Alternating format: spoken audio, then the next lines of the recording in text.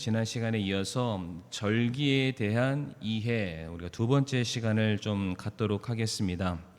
제가 설교 말미에 다시 한번 여쭤볼 예정이긴 한데, 이제 설교 서두에 우리가 다루게 될 총 7가지 절기에 대해서 우리가 좀 외우고 시작하면 어떨까라고 생각하는데, 제가 23장 말씀을 통해서 총 7가지의 절기를 이제 살펴볼 예정인데, 성도님들 7개의 절기를 다 머릿속으로 외우고 계시나요?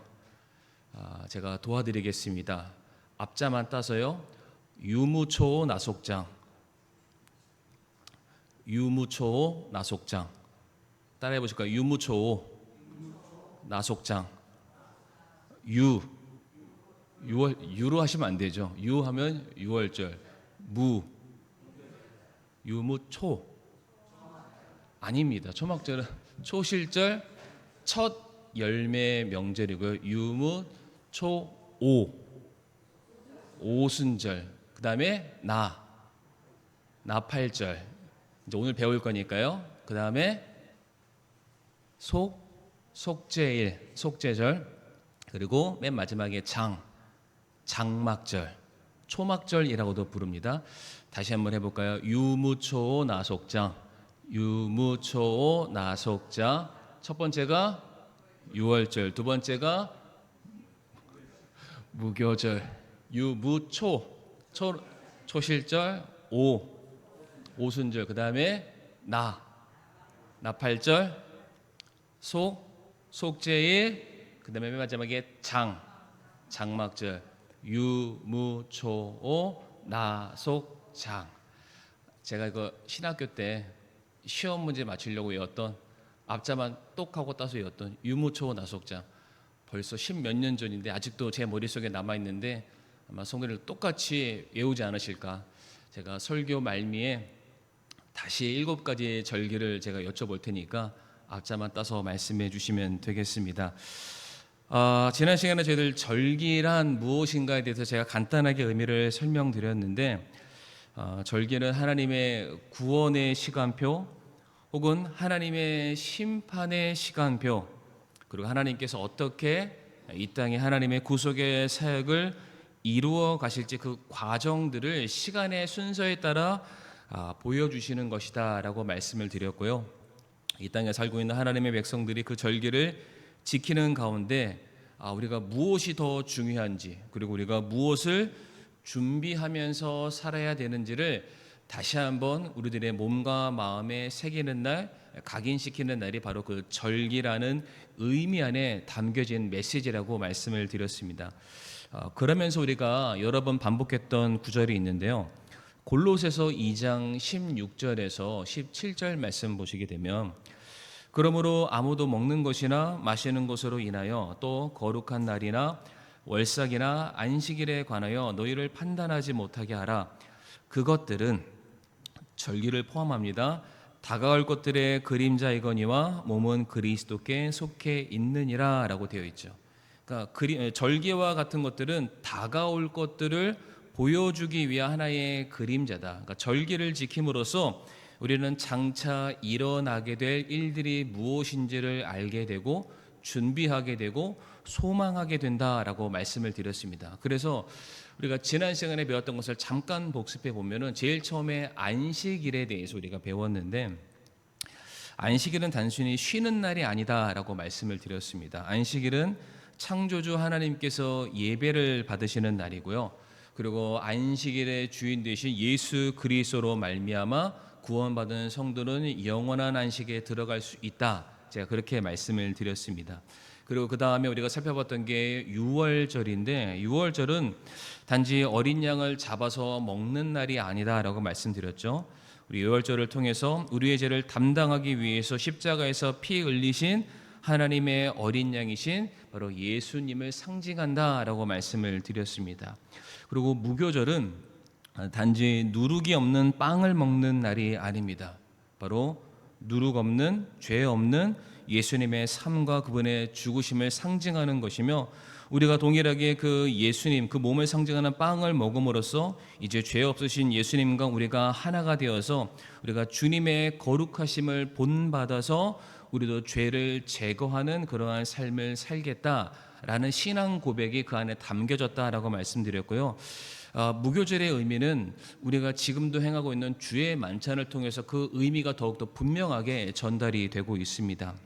그리고 세 번째로서 초실절이라고도 우리가 말하고요, 첫 열매 명절이라고도 말씀을 드렸는데, 이때 처음 난 이삭 열매를 하나님께 바친다라고 말씀을 드렸지만, 그보다 더 중요한 의미가 무엇이었냐면은 바로 부활의 첫 열매 되신 예수님, 그리고 그 열매로 인하여 함께 바쳐질 모든 열매들이 예수님의 부활에 동일하게 동참하게 될 부활과 영생에 대한 소망이 그 안에 담겨졌다라고 말씀을 드리게 됐습니다.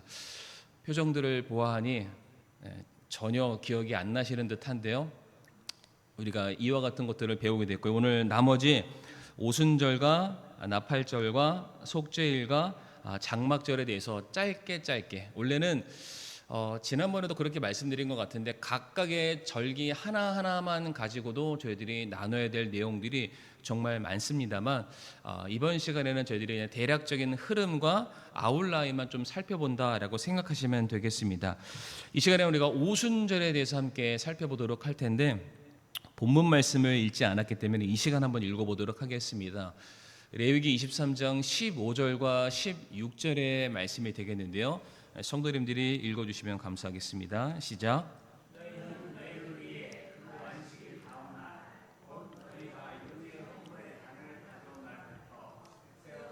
일곱 안식일을 채우고 일곱째 안식일의 다음 날까지 50일을 세어서 새 음식 헌물을 주께 드릴지니라. 아멘. 이 말씀을 잘 보시게 되면은 첫 열매 이삭을 드린 날로부터 49일, 이 49일을 무엇이라고 표현하고 있냐면은 일곱 안식일. 이 안식일은 7일을 말하니까 일곱 번이 있다. 그래서 그걸 곱하면은 49일이 되겠죠. 그 49일이 지난 그 다음 날 50일째 되는 날을 우리가 오순절이라고 부릅니다. 성령 혹시 오순절의 가운데 순자가 뭘 의미하는지 알고 계십니까? 네, 맞습니다. 10입니다. 그러니까 5개, 10번이 5번 있었다 해서 오순절, 50일째 되는 날이라고 말을 합니다. 오순절이 이스라엘 백성들에게는 어떠한 의미가 있을까? 구약적인 의미와 신약적인 의미가 있는데, 먼저 구약적인 사건을 우리가 살펴보게 되면은 이스라엘 백성들이 출애굽을 하고 난 이후부터 이제 그 유월절 어린 양을 잡고 그다음 무교절로 넘어가는 그 시점에 이제 이스라엘 백성들이 출애굽을 이제 하게 됩니다. 그래서 그게 출애굽한 날이 출애굽기 12장에 기록되어 있고요. 그렇게 이스라엘 백성들이 광야를 걸어가다가 출애굽기 19장 되면은 셋째 달 첫날이라고 나옵니다. 바로 그날에 그들이 시내 산에 도착을 하게 되고, 거기에서 한 3일 정도를 정결례를 치르고 난 이후에 출애굽한 날부터 50일째 되는 날 그들이 십계명 율법을 하나님께 받는 날입니다. 이스라엘 백성들에게 있어서 구약적인 의미로 오순절 50일은 그들이 하나님께 말씀을 받는 날이다라고 의미를 할 수 있는데, 출애굽기 19장 5절부터 6절 말씀 보게 되면 왜 하나님께서 이스라엘 백성들에게 십계명 율법을 주셨는지에 대한 이유를 우리에게 다음과 같이 설명하고 계십니다. 그러므로 이제 너희가 참으로 내 목소리에 순종하고 내 언약을 지키면 너희는 내게 모든 백성들보다 뛰어난 특별한 보물이 되리니 이는 온 땅이 내 것이기 때문이라. 또 너희는 내게 제사장 왕국이 되며 거룩한 민족이 되리라. 내가 이스라엘의 자손에게 고할 말들이 이러하니라 라고 되어 있습니다. 이 말씀을 잘 보게 되면은 십계명 율법을 주신 두 가지 목적을 우리에게 말씀하시는데, 첫 번째는 너희가 하나님의 백성임을 분명히 하기 위해서다라고 말씀을 하십니다. 두 번째로 이제 너희가 나의 백성, 하나님의 백성이 되었기 때문에 하나님의 백성다운 기준을 가지고 살아야 된다. 그러므로 내가 너희들에게 기준이 되는 율법 말씀을 줄 것이다. 하나님의 백성을 상징하고 백성다운 그 삶의 기준인 말씀이 주어지는 의미가 하나님의 오순절날 하나님의 백성들에게 율법을 주시게 된 것이죠. 그런데 신약에서도 동일한 사건이 일어나게 됩니다. 예수님께서 부활의 첫 열매로 하나님께 드려지게 된 이후부터 50일째 되는 날, 우리가 잘 아는 그 오순절 성령 강림, 마가의 다락방에 성령이 강림하는 그 사건이 일어나게 되죠. 자, 그런데 성령님이 이 땅에 오셔서 우리 가운데 감당하시는 그분의 두 가지 큰 사역이 있습니다. 많은 사역을 성령 하나님께서 감당하시지만은 성령 하나님의 두 가지 큰 사역을 성경을 보면 다음과 같이 알 수 있는데, 첫 번째가 무엇이냐면 바로 성령님의 사역은 성도가 하나님의 자녀됨을 확증해 준다는 것입니다. 근거 구절로 로마서 8장 14절에서 16절까지 말씀, 성도님들 한번 읽어주시겠습니까? 시작. 이에 인도받는 자들은 다 하나님의 아들들이니 너희는 다시 두려움에 이르는 속박의 영을 받지 아니하고 양자 삼으시는 영을 받았느니라. 그분을 힘입어 우리가 아바 아버지하고 부르짖느니라. 성령께서 친히 우리의 영과 더불어 우리가 하나님의 자녀인 것을 증언하시나니. 아멘. 그 밑에 있는 갈라디아서 4장 6절 말씀을 제가 한번 읽어보게 되면, 너희가 아들이므로 하나님께서 자신의 아들의 영을 너희 마음속에 보내사 아바 아버지하고 부르짖게 하셨느니라 라고 되어 있습니다. 이 외에도 많은 말씀들이 있지만 성령님께서 이 땅에 오셔서 우리 가운데 하시는 놀라운 일들 중에 하나가 무엇이냐면은 바로 저와 성도님들이 하나님과 자녀된 관계를 확증하신다, 증거하신다, 보증하신다라고 말씀을 하고 있습니다. 또한 성령님께서 이 땅에 내려오셔서 감당하시는 그분의 또 다른 사역이 무엇이냐면은 바로 말씀을 가르치시는 사역을 하신다라는 것이죠. 요한복음 14장 26절 말씀 우리 한번 보도록 할 텐데요. 위로자 곧 아버지께서 내 이름으로 보내실 성령님, 그분께서 너희에게 모든 것을, 제가 편집을 잘못했습니다. 그 뒤에 있는데 가르치신다라고 되어 있습니다. 그러니까 성령님의 사역은 예수님께서 우리에게 말씀하신 모든 것들을 가르치시는 역할을 감당하시고요. 요한복음 16장 13절 말씀 보게 되면, 그러나 그분 곧 진리의 영께서 오시면 너희를 모든 진리 가운데로 인도하신다라고 말씀을 하고 있습니다. 또 고린도전서 2장 12절과 13절 말씀 보게 되면, 하나님으로부터 난 영을 받았으니, 그리고 13절 말씀에 성령께서 가르치시는 말로 하나니 곧 영적인 것들을 영적인 것으로 비교하느니라 라고 되어 있습니다.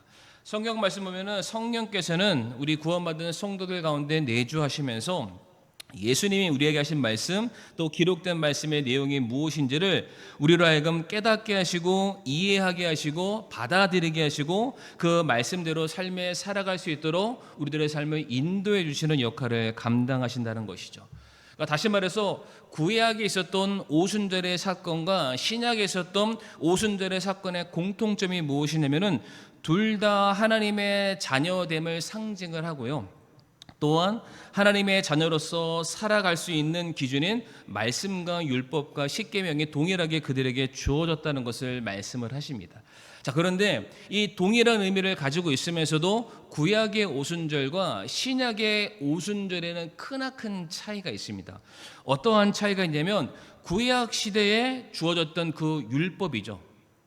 오순절날 주어졌던 하나님의 말씀 율법을 통해서는 사람이 정죄당하고 죽는 것밖에 안 합니다. 그러니까 예를 들어서 모세가 시내산 위에 올라가서 50일이 되는 날 하나님으로부터 십계명을 받고 밑으로 내려왔습니다. 그때 십계명 두 돌판을 가지고 내려왔을 때 시내산 밑에서 어떠한 사건이 있었습니까?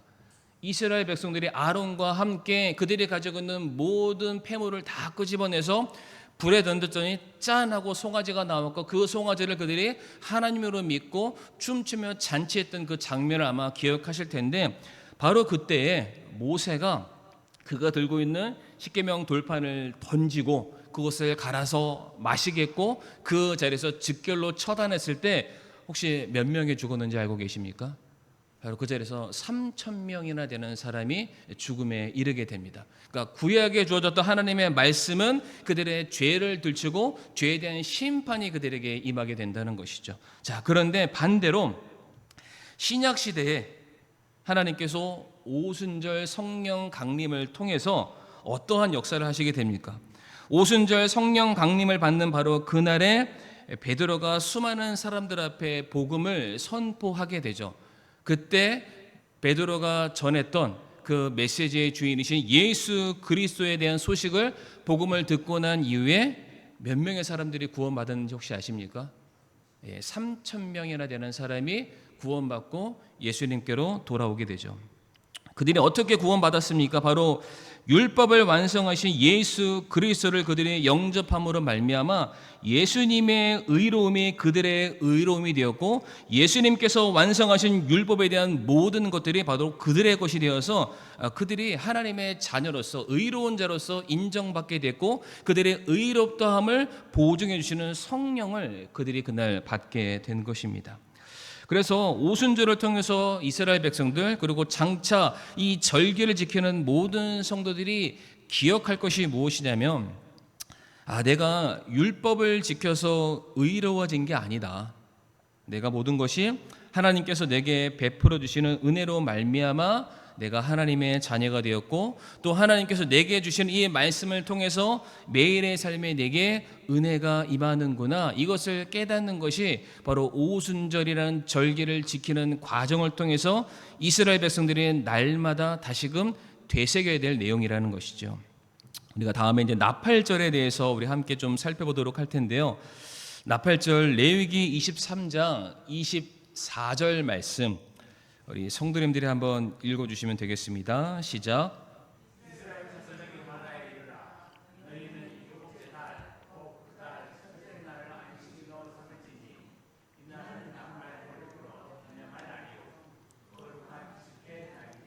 아멘.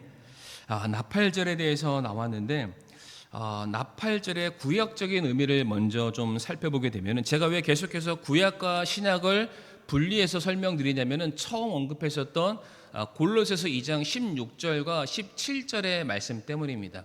절기를 지키는 것은 우리가 어떤 그림자이지만 장차 올 것을 우리가 예비하기 위해서다라고 말씀을 드렸는데, 성경 말씀 보게 되면은 구약에 수많은 사건 가운데 나팔이 불리는 일들이 많이 있습니다. 언제 나팔이 불리나 한번 살펴봤더니 전쟁을 시작할 때 나팔이 불리게 되고요. 또한 전쟁에서 승리를 알리게 될 때에도 나팔을 불게 됩니다. 그리고 이스라엘 백성들이 함께 모여서 예배나 절기를 지키는 바로 그 시작과 끝을 알릴 때에도 나팔이 불리게 되고요. 우리가 이제 나팔절 다음에 살펴보게 될 속죄일과 같이 모든 이스라엘 백성들이 하나님 앞에 그들의 죄를 자복하고 회개하는 바로 그 순간에도 나팔이 불리게 됩니다. 그리고 또 하나, 희년을 선포할 때에도 나팔이 불리게 되는데, 성도님들이 희년이 뭔지 잘 알고 계시죠? 모든 것들이 다시 원래의 자리로 회복되는 날이 바로 희년입니다. 그러니까 기본적으로 나팔하면은 성경에서 어떠한 의미를 갖고 있냐면은 새로운 시작이라는 의미를 가지고 있고요, 무엇인가 다시 회복된다라는 의미가 담겨져 있고, 승리한다, 구원의 소식이 있다, 그리고 더 중요한 것은 왕이 행차하실 때, 왕이 우리 가운데 임하게 되셨을 때, 혹은 우리가 왕궁에 들어가게 될 때에 그런 나팔이 불리게 된다는 것입니다. 자, 그러면은 신약에서도 이 나팔과 관련된 사건들이 무엇이 있을까? 제가 앞에서 나팔이 언제 불렸는지 말씀을 드렸는데, 신약의 말씀도 살펴보게 되면 구약과 동일하게 새로운 시작과 어떤 것이 회복이 되고 승리를 거두며 구원의 소식이 있을 때, 또 왕의 도래가 있을 때 동일하게 나팔이 불리는 것을 우리가 확인할 수가 있는데, 대표적으로 제가 세 구절을 한번 찾아서 읽어보도록 할 텐데, 데살로니가전서 4장 16절과 17절 말씀 되겠습니다. 같이 한번 읽어보실까요? 시작.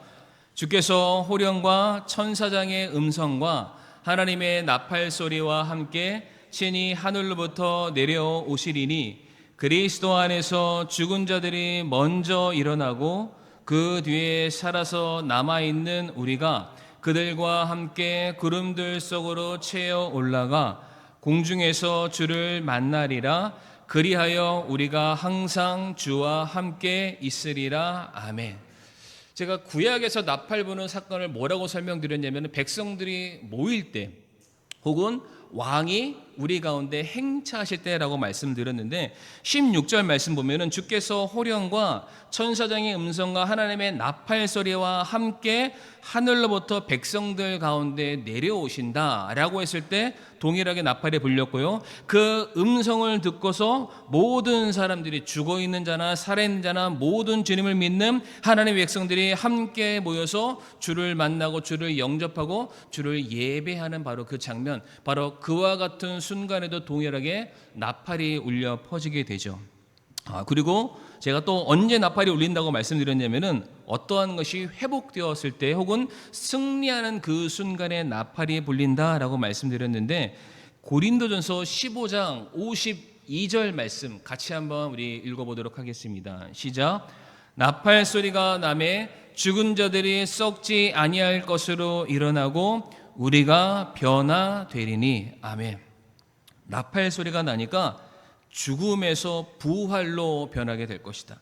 죄와 사망의 결과가 죽음인데 그 모든 죽음의 권세를 깨트리시고 다시 살아나는 부활의 권세로 우리가 승리하게 되었다, 회복하게 되었다. 이것을 선언하는 바로 그 자리에 동일하게 나팔 소리가 울려 퍼지게 되죠.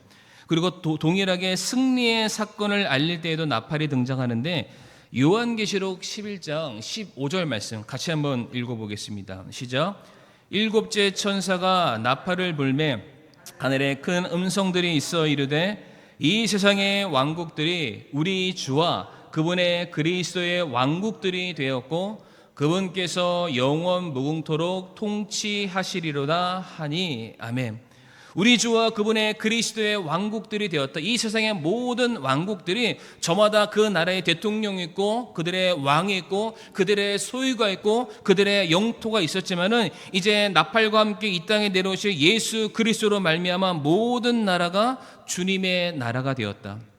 모든 전쟁에서 승리하셨다. 그리고 모든 승리한 그곳에 주권을 행사하시는 분이 우리의 주님이시고 바로 주님께서 그곳에 왕으로 행차하시게 될 것이다.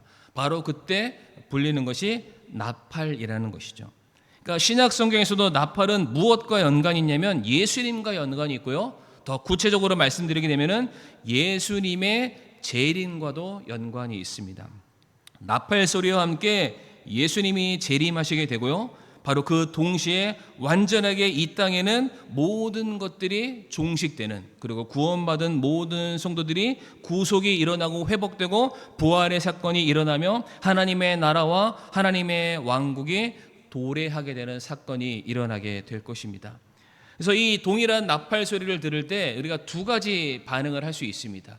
그러니까 믿는 사람들의 반응과 믿지 않는 사람들의 반응으로 갈릴 수가 있는데, 믿는 사람들에게 있어서 이 나팔 소리는 승리의 나팔 소리고 구원의 나팔 소리고 회복의 나팔 소리가 됩니다. 그래서 그 순간이 너무나도 지금도 손꼽아 고대하는 날이 되겠죠. 빨리 그날이 왔으면 좋겠다. 주님께서 그 승리의 나팔로서 이 땅에 행차하셨을 때 내가 주님을 이제는 거룩한 신부가 되어서 그분을 맞이해서 그분께서 우리를 위해서 예배하신 저 영원한 천국 초소로 가는 그 순간만을 기다리는 그 빵빠레 소리를 기다리는 게 우리 구원받은 성도의 입장이 된다면, 반대로 믿지 않는 자들에게는 그 나팔 소리가 무엇처럼 들릴까요? 두려운 소리입니다. 심판의 서막이 열리는 바로 그 순간이 되겠죠. 두려움과 고통의 날이 될 것입니다. 하나님의 진노가 쏟아져 내리는 바로 그와 같은 날이 되겠죠. 그러하기에 이 나팔절을 지키는 가운데 구원받은 성도들은 무엇을 우리가 준비하면서 살아야 되냐면은, 그 소리가 들리기까지 우리가 잠자는 삶이 아니라 깨어있는 삶을 살아야 되겠죠. 분명한 것은 주님께서는 나팔 부시면서 이 땅에 오실 겁니다. 그러나 주님께서 우리에게 동일한 나팔을 맡겨주셨습니다. 무엇이냐면 바로 복음의 나팔이죠. 고린도전서 14장 8절 말씀 보면 이러한 말씀이 있습니다. 만일 나팔이 분명하지 못한 소리를 내면 누가 전쟁을 준비하리요? 라고 되어 있죠.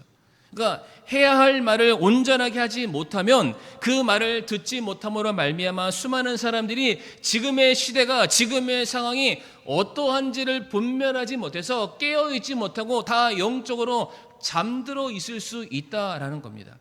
제가 이 말씀을 준비하다가 이것을 좀 들려드리고 싶다라고 했다가 제가 그 영상을 가져오진 않았는데, 그 양각 나팔로 부를 때 그 상황마다 부르는 횟수나 방법이나 악센트가 조금씩 다르더라고요. 그러니까 어떻게 불러야만 지금이 전쟁을 준비하는 순간이고, 어떻게 불러야만 전쟁이 끝난 것을 알리고 승리하는 상황과 우리가 절기를 지키는 상황과 부르는 방식들이 다 다릅니다.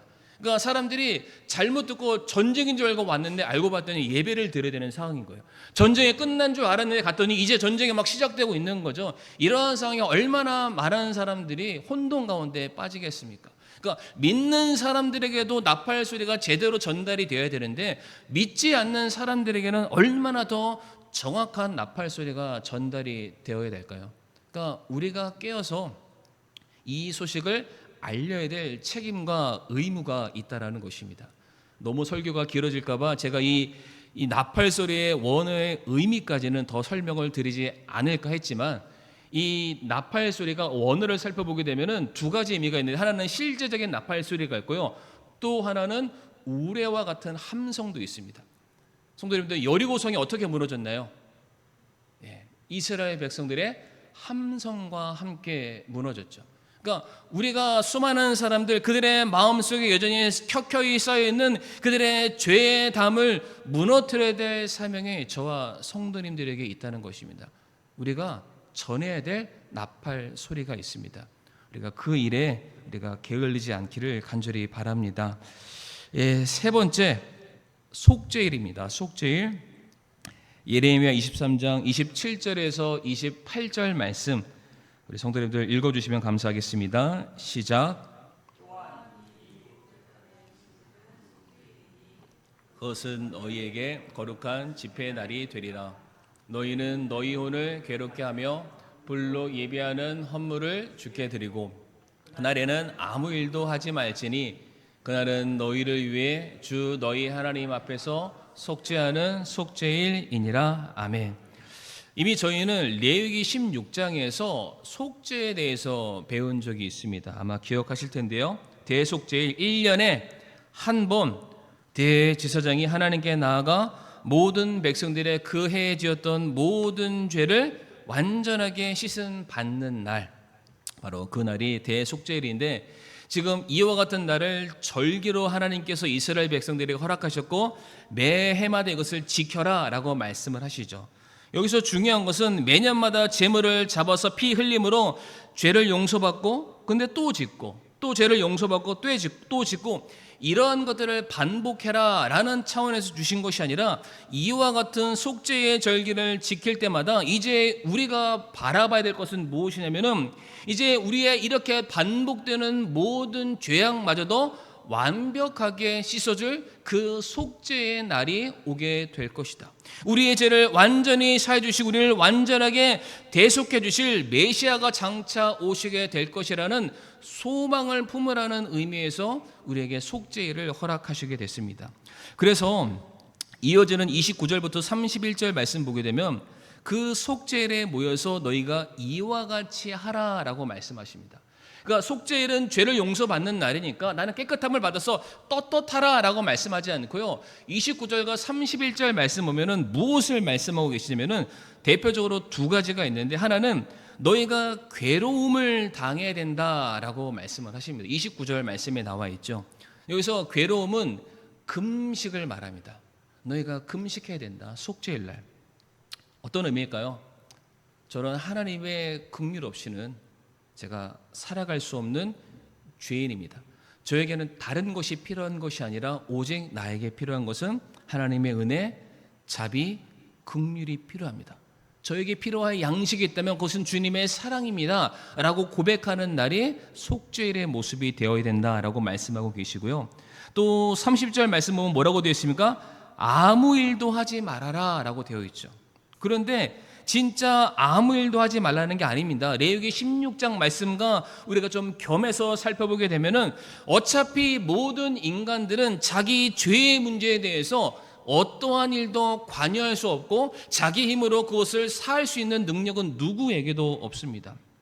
그러니까 그 순간에 내 모든 생각들, 내 모든 계획들, 내 모든 행위들을 그냥 다 내려놓고 어디에만 우리가 집중해야 되냐면 하나님께서 우리를 향한 자신의 사랑을 확증하시기 위해서 우리를 위해서 보내주신 속죄의 어린 양, 바로 예수 그리스도, 그분께서 우리를 대신해서 담당하신 그분의 고난과 죽음에 집중하라는 그런 뜻이죠. 그러니까 바로 아무 일도 하지 말아라, 그냥 있으라는 얘기가 아니라 그 예수님을 생각하라는 것입니다.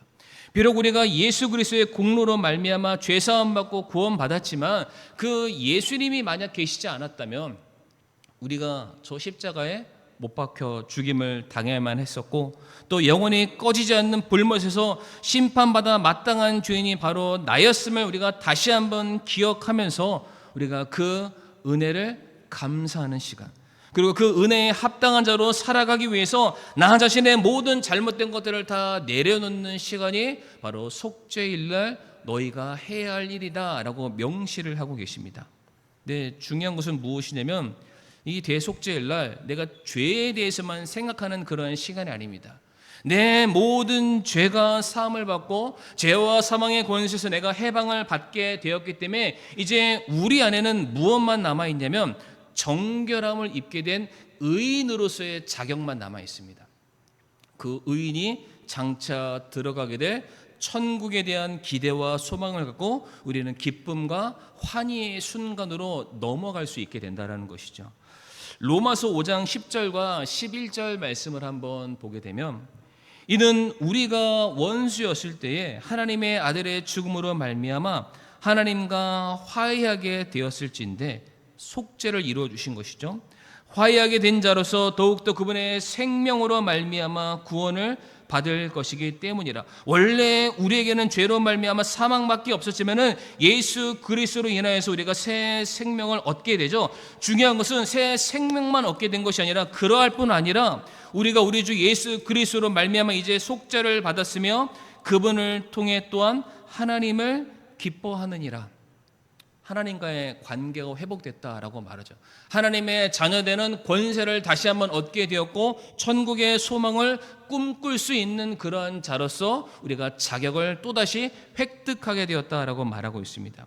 그래서 히브리서 9장 28절 말씀 보게 되면 이와 같이 그리스도께서도 많은 사람의 죄들을 담당시키려고 단 한 번 드려지셨으며 또 자신을 기다리는 자들에게 죄와 상관없이 두 번째 나타나사 구원에 이르게 하시리라. 왜 예수님께서 나팔 소리와 함께 다시 이 땅에 내려오셔야만 할까요? 구원받은 성도, 죄사함을 받은 성도, 의롭게 된 성도, 하나님의 자녀된 특권을 얻은 성도들을 이제 다시금 하나님의 자리로, 하나님의 예배하신 초소로 인도하시기 위해서 불갑을 이 땅에 내려오실 수밖에 없다라고 성경은 말씀하고 계십니다. 우리가 이제 다음에 네 번째죠, 마지막 절기에 대해서 우리가 좀 살펴보도록 할 텐데, 제가 이 시간 이 속죄일에 대해서 말씀을 드리면서 한 가지 다루지 않는 부분이 있습니다.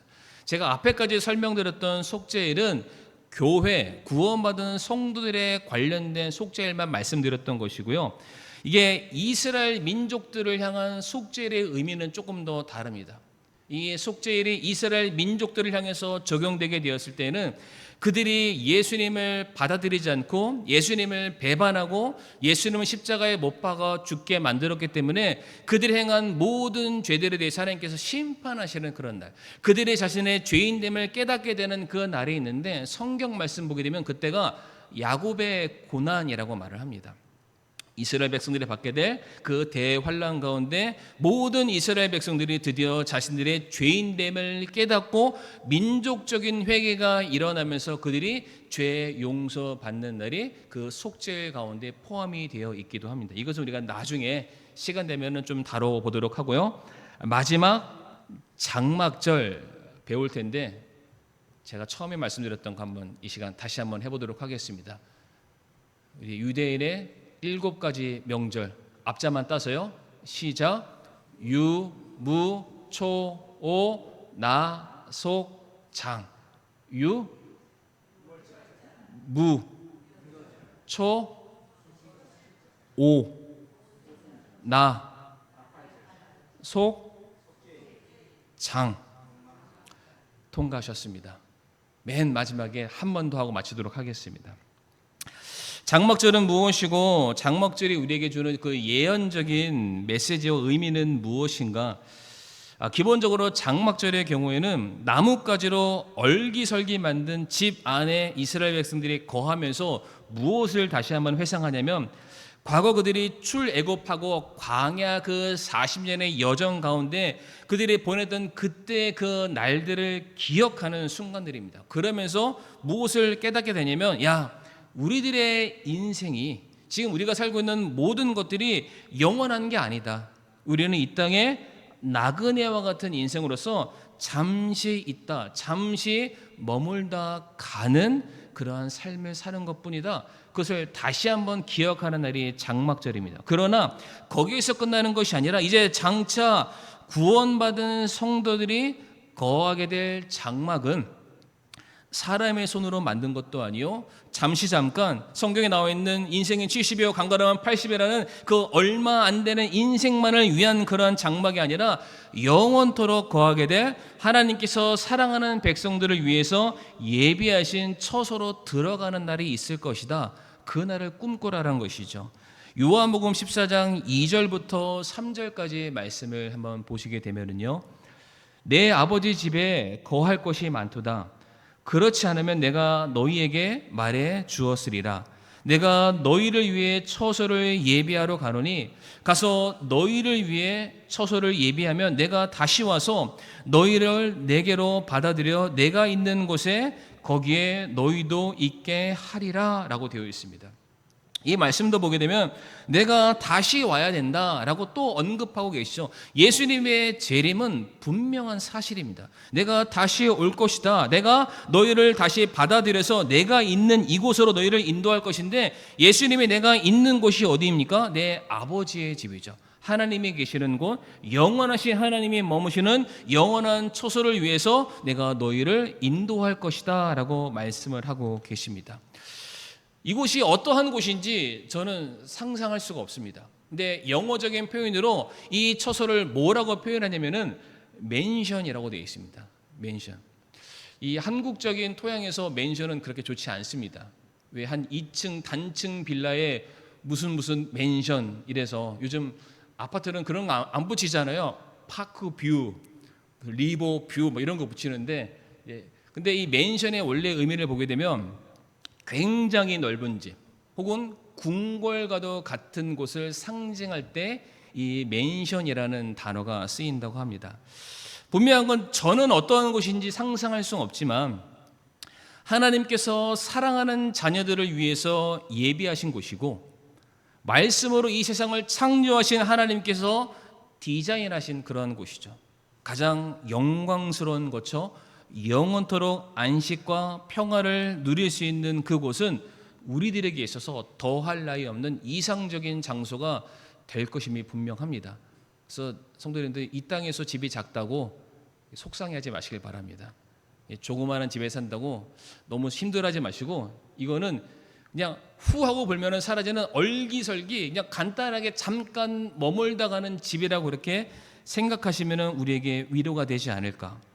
히브리서 11장 8절부터 10절까지 말씀 보면은 아브라함이 이 장막으로 떠나가는, 그러니까 이 세상의 모든 장막을 내려놓고 주님께서 그를 위해서 예비하신 영원한 처소 장막으로 들어갈 그 날을 준비하면서 살았다라고 말하고 있습니다. 믿음으로 아브라함은 부르심을 받아 훗날 상속 재산으로 받게 될 곳으로 나가면서 순종하였고, 자기가 어디로 가는지 알지 못한 채 나갔으며 믿음으로 그는 낯선 나라에 머무는 것 같이 약속의 땅에 머물렀고, 자기와 함께 동일한 약속의 상속자가 된 이삭과 야곱과 함께 장막들에 거하였으니 이는 그가 기초들이 있는 한 도시를 바랐기 때문이라. 그것의 건축자와 만드신 분은 하나님이시니라. 10절 말씀에 하나님이 만드신 것과 사람이 만든 것에 분명한 차이가 있습니다. 사람은 그냥 땅 위에 얼기설기 만드는데 이 10절 말씀에 하나님이 만드신 것은 기초가 있대요. 흔들리지 않는다라고, 견고하다라고 되어 있죠. 사람이 만든 것도 잘못 지으면 무너지고 시간이 지나면 무너지는데, 하나님이 영원하신 하나님께서 한 번 더 말씀하시면 변치 않는 영원한 말씀으로 짓는 그 처소는 영원토록 지속이 될 것입니다. 그것을 만드신 분, 그것을 유지하시는 분, 그것을 지탱하시는 분이 우리의 하나님이시라고 말씀하시죠.